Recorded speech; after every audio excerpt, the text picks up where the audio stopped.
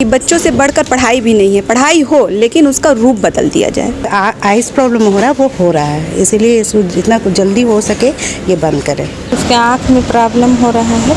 किस तरह का प्रॉब्लम है? और पूरा आँख लाल हो रहा है और उसके डॉक्टर बोले मोबाइल से लिखने के कारण हो रहा है सब। देखिए, मुझे एक बात बताएं, लॉकडाउन में ये कौन आपको ऑनलाइन क्लासेस लगवा रहा है यूनिफॉर्म लगा के घर में बिठा के? आप सच में कुछ सीख रहे हैं ऑनलाइन क्लासेस से? कुछ समझ आता है ऑनलाइन क्लासेस में? सर थोड़ा थोड़ा बस सीख। कुछ समझ आता है ऑनलाइन क्लासेस में? मुझे बताएं। No sir, no sir.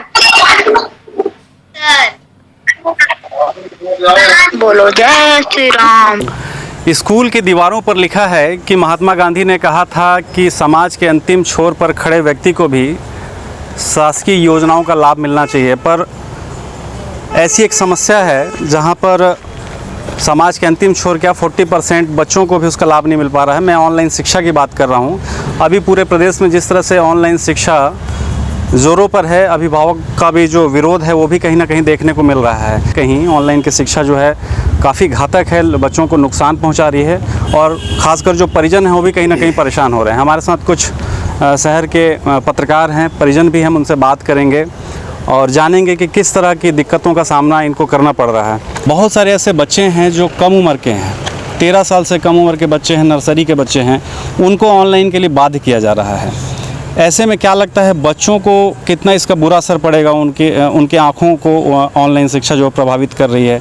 और एक कानूनन एंगल से अगर देखा जाए तो 13 साल के कम उम्र के बच्चों को जीमेल क्रिएट करने के लिए साफ मनाही है। जीमेल या फेसबुक 13 साल से कम उम्र का बच्चा यूज़ नहीं कर सकता, उसके बावजूद इनको ऑनलाइन के लिए जीमेल क्रिएट कराया जा रहा है। देखिए मनीष जी, अभी जो ऑनलाइन वाला मामला है, ये मामला तो ऐसा है जैसे कि प्रशासनिक स्तर पे या जो निजी स्कूल प्रबंधन है, एक तरह से चाइल्ड लेबर का अपराध कर रहे हैं लोग। बच्चों को हम मोबाइल नहीं देते हैं कि गेम खेलने के नहीं देते हैं कि बेटा तुम्हारी सेहत ख़राब होगी, आँख ख़राब होगा, और आप ऑनलाइन केवल फीस के कारण, फीस वसूलने के कारण यदि बच्चों से आप ऑनलाइन पढ़ाई का ढोंग ढकोसला कर रहे हैं, बच्चों की सेहत बहुत विपरीत असर पड़ रहा है। ये तो बिल्कुल अपराध की श्रेणी में है और इनके खिलाफ अपराध पंजीबद्ध होना चाहिए। ये लोग बच्चों के साथ इतना अन्याय कर रहे हैं, लोग अभिभावक बेचारे टूट से गए हैं, बिल्कुल वो फंस गए हैं इनके चक्रव्यूह में। करें क्या? पढ़ाना भी है, फिर कुछ लोग नहीं भी पढ़ाना चाहते हैं, जानते हैं कि बच्चों के स्वास्थ्य पर विपरीत असर पड़ रहा है, उसके बावजूद भी ये लोग लाचार हो गए। कई बच्चों के, कई अभिभावकों से मेरी बात होती है, वो कहते हैं कि मेरे बच्चे के आँख में और ब्रेन में बहुत विपरीत असर कर रहा है, लेकिन हम मजबूर हैं, प्रशासन कुछ करने को तैयार नहीं है और स्कूल प्रबंधन है कि मानने को तैयार नहीं। पत्रकार हैं आप, आए दिन इस तरह की दिक्कतें और बातें सामने आती हैं, अभिभावक संघ के लोगों से आपकी बातचीत होते रहती है। किस तरह की समस्या देखने को मिल रही है? खासकर जो फीस की बात अगर आती है तो घर में बच्चा बैठ के पढ़ रहा है पर उनसे गार्डन की फ़ीस ली जा रही है, मैगज़ीन की फ़ीस ली जा रही है। इस तरह का जो एक फ़ीस का स्ट्रक्चर है, बच्चा अगर घर में बैठ के पढ़ा उसके बावजूद उनसे फ़ीस लिया जा रहा है, तो आपको भी ये सब समस्या जो है देखने को मिलती होगी। स्कूल डेवलपमेंट के नाम पे फीस लिया जा रहा है, 5-5 हज़ार रुपये वसूले जा रहे हैं। कोई बच्चा यदि किसी स्कूल में नर्सरी पढ़ा है, एक अभिभावक आया था मेरे पास, तो वो उनका बच्चा उस स्कूल में नर्सरी पढ़ रहा है, क्लास 1 में गया है, तो एडमिशन के नाम पे 5,000 रुपये डेवलपमेंट फीस करके, कुछ लाइब्रेरी का, कुछ हेल्थ का, ऐसा करके कुछ ना, और टोटल 12,000 रुपये वसूले गए। वो बाकायदा स्लिप लेके आया था। वो देख के बड़ी हैरानी होती है कि ये लोग किस स्तर पे कहाँ ले जा रहे हैं। ये लोग केवल लूट खसोट रहे हैं। आप देखिए, शिक्षा का अधिकार कानून के तहत गरीब लोगों को भी देते हैं अपने यहाँ, जो गरीबी रेखा से नीचे, जो ऐसे विभाग को आप देते हैं दाखिला, वो अभिभावक कैसे अपने बच्चों को मोबाइल उपलब्ध कराएगा, कैसे उसका बच्चा पढ़ेगा? ना प्रशासन ना पूरी तरह से इन लोगों सामने नतमस्तक नजर आ रहा है, एजुकेशन माफियाओं के सामने पूरी तरह से नतमस्तक है। गांधी जी ने कहा था कि समाज के अंतिम छोर तक जो लोग हैं उनको भी लाभ मिलना चाहिए। जो 40% बच्चे हैं उनके लिए तो कभी संस्था ने सोचा ही नहीं है। मेरी एक अभिभावक से बात हुई थी, वो बता रहे थे कि किसी एक निजी स्कूल प्रबंधन, नाम नहीं लूँगा, वहाँ के प्रबंधक ने इस बात पे चिंता जाहिर की थी कि हम लोग ऑनलाइन पढ़ा तो रहे हैं, लेकिन महसूस ऐसा कर रहा हूँ कि 40% बच्चे ही ज्वाइन कर रहे हैं। 60% बच्चे जो ग्रामीण क्षेत्रों में या किन्हीं और कारणों से नहीं आ पा रहे हैं, वो या नेटवर्क प्रॉब्लम है, वो हमारे ऑनलाइन क्लास को ज्वाइन नहीं कर पा रहे हैं। तो ऐसे वो चिंता खुद भी जाहिर कर रहे थे। कुछ अच्छे लोग भी हैं जो चिंता जाहिर कर रहे थे। आरमेल जैसी संस्था, जो एक बड़ी संस्था मानी जाती है, उनके नियम है कि आप ड्रेस में ऑनलाइन पढ़ाई करिए। बच्चे जो हैं कॉलर और टाई में उनको दिखना चाहिए, ड्रेस में दिखना चाहिए, बाकी वो नीचे कुछ भी पहने। बावजूद उनको शूज़ के लिए और तमाम ड्रेस के लिए जो है वो प्रेशराइज़ किया जा रहा है। बच्चे घर में बैठ के ऑनलाइन पढ़ रहे हैं पर उनको ड्रेस में बैठना है। ये किस तरह की बाध्यता आप देखते हैं? मतलब ड्रेस बेचने का कहीं ना कहीं एक तरीका है क्या ये? इनकी योजना है, ये सुनियोजित योजना के तहत काम कर रहे हैं। इनका उद्देश्य पढ़ाई कराना नहीं है, अपनी दुकानदारी को चलाना है। अब तो अभी कल ही आया था कि ये ऑनलाइन टेस्ट परीक्षा की तैयारी कर रहे हैं, उसमें प्रेशर कर रहे हैं कि अभिभावकों को कि नियमित क्लास ज्वाइन करें, ऑनलाइन परीक्षा दें, नहीं तो अंक नहीं मिलेंगे। तो इनका उद्देश्य क्या है? ये बहुत पढ़ाई से कोई मतलब नहीं है, किसी भी तरह ड्रेस बिक जाए, बाकी सब जो चीज़ें हैं वो सब चलता रहे, इनकी फीस वसूली भी चलते रहे। तो इसमें पढ़ाई का कोई आधार नहीं समझ में आ रहा है और वो बच्चे सीख भी नहीं पा रहे हैं कुछ।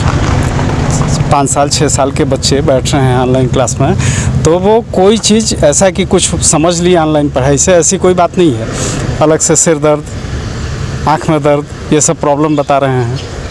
के अस्पताल में भी पहुंचना शुरू हो गए हैं, लगातार आँखों की बीमारी, आँखों की समस्या उनको हो रही है। अभिभावक भी हैं हमारे साथ। आप ये बताइए कि मोबाइल की बिक्री बढ़ गई है, डेटा का खर्चा जो है वो बढ़ गया है, डेफिनेटली, है ना? तो इसको किस नज़रिए से आप देखते हैं? अगर कोई पेरेंट्स है जिनके घर में 3 बच्चे हैं, उनको किस तरह का दिक्कत हो रहा है? 3 अलग अलग समय पे पढ़ाया जा रहा है या एक ही समय पे पढ़ाया जा रहा है, तो उनको नए नए मोबाइल और डाटा जो है वो व्यवस्था करना पड़ रहा है। मनीष भाई, आप हमेशा की तरह हमेशा ज्वलंत मुद्दे पे बात करते आए हैं। ये भी एक अपने समाज के लिए बहुत बड़ा ज्वलंत मुद्दा है।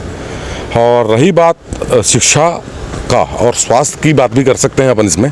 आपने जो शिक्षा की बात उठाया है तो बहुत अहम मुद्दा है ये। शिक्षा का व्यवसायीकरण निश्चित रूप से हम लोगों को बहुत नीचे की ओर लेते जा रहा है। समाज में आप देखिएगा शिक्षा का जो व्यवसायीकरण है उसके लिए उसका कोई तोड़ नहीं है अभी आज के डेट में। और जितने प्राइवेटाइजेशन स्कूल से जितने प्राइवेट स्कूल हैं उसका मनोबल इसलिए बढ़ा हुआ है क्योंकि यहाँ पे जितनी भी शैक्षणिक संस्थाएं हैं जो कि शासकीय हैं उनका कार्य बहुत संतोषप्रद नहीं है मेरे हिसाब से। मेरा जो कहना है, शासकीय जितने भी स्कूल हैं उनकी पढ़ाई ऐसी होनी चाहिए कि ताकि यहाँ के जितने भी शासकीय कर्मचारी हैं, चाहे वो जिलाधीश हों, चाहे वो सुपरिटेंडेंट पुलिस हो, बाकी जितने भी जो संपन्न लोग हैं, ताकि उस स्कूल में पढ़ा पाएँ। उसकी एक लेवल होना चाहिए, उसका एक ऐसी स्थिति में स्तंभ एक खड़ा होना चाहिए ताकि लोगों के सामने एक अच्छा मैसेज जाए कि प्राइवेटाइजेशन प्राइवेट स्कूल प्लस शासकीय स्कूल में अंतर नहीं दिखना चाहिए। रहा बात यहाँ पे बच्चों को जो ऑनलाइन क्लास चढ़ा रहे हैं, इसका मैं पूर्ण जोर विरोध करता हूँ कि बच्चों की जो मन की स्थिति है आज की डेट में। मैं अपने घर के बच्चों की बात करता हूँ। मेरे घर में भी 4 बच्चे हैं जिनकी उम्र 10 साल, 8 साल और 13 साल की होगी। जब वो पढ़ने बैठते हैं तो उनकी जो मन की स्थिति होती है, निश्चित रूप से उनका जो कंसंट्रेशन है, आई लेवल है और जो स्क्रीन का लेवल है, मैं देखता हूँ जब उठते हैं पढ़ने के बाद उनके आँख के बच्चों का लाल हो जाता है। और साथ में मोबाइल जितना हीट होता है, उस हीट का जो है, अगर मोबाइल की बैटरी और बाकी चीज़ें फटती है तो उसका जिम्मेदार कौन होगा? ऑनलाइन क्लासेस से बच्चों को, उसके साथ साथ अभिभावकों को भी बहुत ज़्यादा दिक्कत हो रही है। लॉकडाउन के टाइम में उनको अलग से मोबाइल लेने पड़ रहे हैं, अलग से उनके लिए लैपटॉप की व्यवस्था करनी पड़ रही है। एक घर में जिनके 2 या 3 बच्चे हैं उनके लिए अलग अलग मोबाइल और लैपटॉप की व्यवस्था करना बहुत दिक्कत है अभी लॉकडाउन के टाइम में। सभी अभिभावकों को इसका खुला विरोध करना चाहिए क्योंकि 13 साल से कम उम्र के बच्चे बहुत ही कोमल, वल्नरेबल होते हैं और यदि वे लंबे समय तक रेडिएशन के संपर्क में रहते हैं तो उनके मस्तिष्क, उनकी आँखों और उनके शरीर को बहुत गंभीर दुष्प्रभाव पड़ते हैं। विशेष रूप से उनका मस्तिष्क कमज़ोर हो जाता है जो आगे भविष्य में उनके समुचित विकास में बहुत गंभीर रूप से बाधक होगा। इसलिए ये किसी भी तरह से ऑनलाइन पढ़ाई कम से कम 13 साल से कम उम्र के बच्चों का किसी भी रूप में उचित, विधि संगत और सही नहीं कहा जा सकता। ये सभी प्राइवेट इंस्टीट्यूशंस सिर्फ अपने फ़ायदे के लिए, अपने आर्थिक अनुचित लाभ के लिए इस तरह का कुकृत्य कर रहे हैं। ये 66 और 67 वेरियस प्रोविजंस हैं उसके और भी, उनके तहत ये इंफॉर्मेशन टेक्नोलॉजी एक्ट के तहत भी ये दंडनीय है। ईमेल एड्रेस उम्र बढ़ाकर तैयार करके और पढ़ना चालू कर दिए हैं और इससे उनका जो है, उनको लग रहा है कि हमारे इस अभियान से सभी बच्चे जुड़ रहे हैं। लेकिन जो बच्चा अपना उम्र बढ़ा दे रहा है वो लाइफ टाइम अपने किसी न किसी रूप से कानून के प्रावधानों के अंतर्गत वो अपराधी हो जा रहा है। और जब कोई भी व्यक्ति कभी भी चाहेगा इस ईमेल आईडी के माध्यम से उसको अपराध के रूप में अभियोजित कर सकता है, जिसमें आईटी एक्ट के अधीन अपराध बन सकता है, आईपीसी के अधीन अपराध बन सकता है। लिसन, आप मुझे बताएं, ये 4th क्लास के बच्चे हैं, इनको ऑनलाइन क्लास पे पढ़ाने का क्या जुनून सवार है आपके सर पे, आपके प्रिंसिपल को, आपके स्कूल को। ये एजुकेशन सिस्टम आप खराब कर रहे हो। बच्चे ऐसे पढ़ेंगे, बच्चों को समझ आ रहा है, आप कैसे क्वालिटी एजुकेशन प्रोवाइड करेंगे? Let me complete first. Okay, let me complete first. Excuse me sir. Listen to me. मैंने अभी कंप्लीट नहीं किया है। अगर आप टीचर हैं, first you have to be a good listener. पहले आप मेरी बात सुने, ठीक है? आप बच्चों को ऑनलाइन पढ़ा रहे हैं, क्या आपको पता है बच्चों को समझ आ रहा है?